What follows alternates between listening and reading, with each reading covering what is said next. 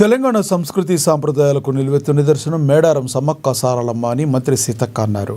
ములుగు జిల్లాలో వనదేవతలైన మేడారం సమ్మక్క సారాలమ్మను ఆమె దర్శించుకుని మొక్కులు చెల్లించుకున్నారు.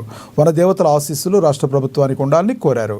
అనంతరం తల్లుల ప్రగణంలోని రాబోయే 2026 మహాజాతరకు భక్తులకు ఇబ్బందులు కలగకుండా తీసుకోవాల్సిన చర్యలపై అధికారులతో సమీక్ష నిర్వహించారు.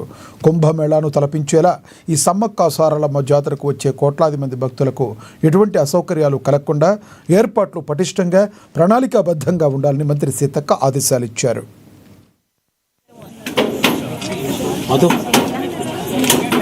రాబోయే కాలంలో తాడువాయి మండలానికి అదేవిధంగా ముఖ్యంగా ఈ ప్రాంతానికి సమ్మక్క సారలమ్మ కొలువు తీరినటువంటి ఈ ప్రాంతానికి ములుగు జిల్లాకు అత్యంత ప్రాధాన్యత రాబోతుంది. ఇప్పటికే టూరిస్టులు కూడా పెద్ద ఎత్తున వస్తున్నారు.